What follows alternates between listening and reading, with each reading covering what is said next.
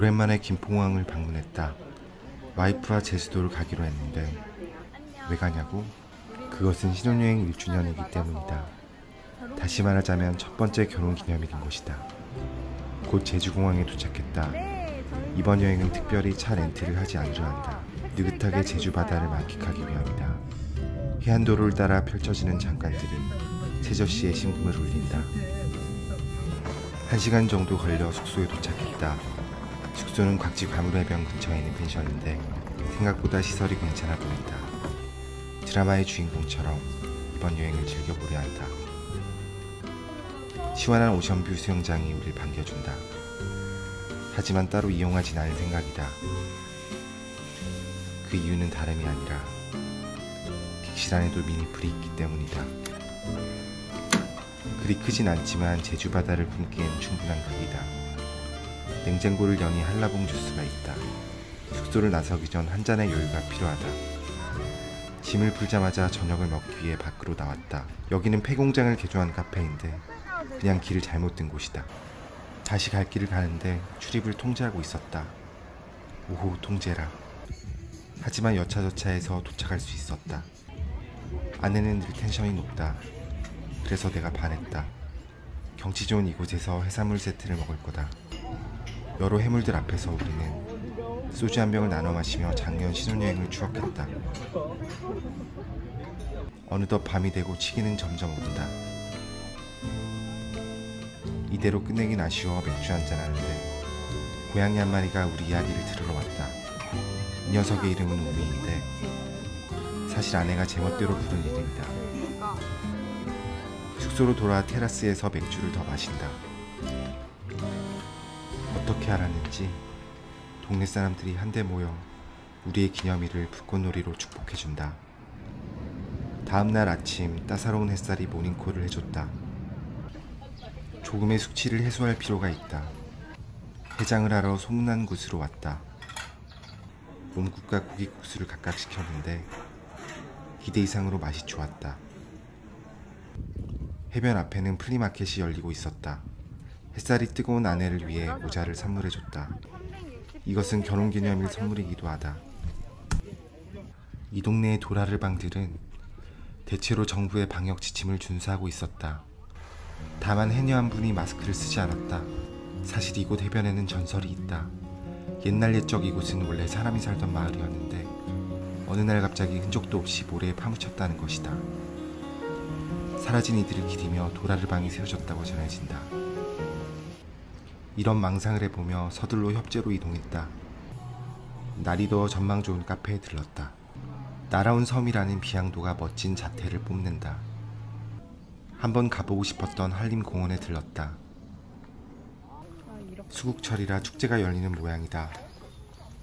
한 바퀴 도는데 2시간쯤 걸린다는데 아내가 피곤하진 않을까 걱정이다. 야자수 길을 따라 걷다 보니 신행으로 가려던 타이티를 못 간 게 참 아쉬워진다. 산책 코스 중반쯤엔 동굴이 나온다.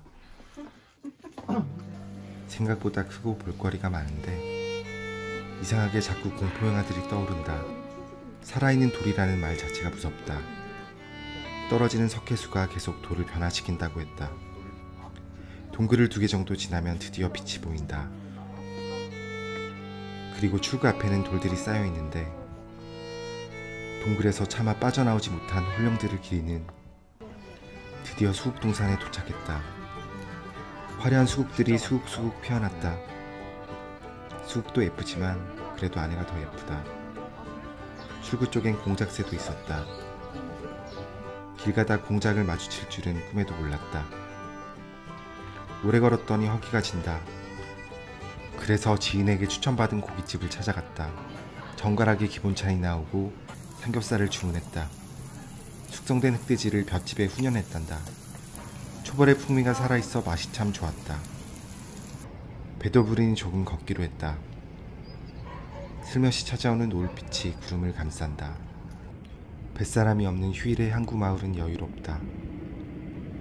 오직 새들의 외침만이 고요한 하늘을 채워줄 뿐이다. 떠나버린 해를 뒤로 한 채 하루를 또다시 마무리한다. 마지막 밤을 이대로 보내기는 아쉬웠다. 제주 밤바다를 안주 삼아 마시기로 했다. 소주를 병채로 마시는 건 그리 어려운 일이 아니다. 나는 세 병째니까. 한라산이 통째로 내 안에 들어오는 기분이었다. 마지막 날 아침이 밝았다. 최후의 순간까지 맛있는 걸 먹기로 했다.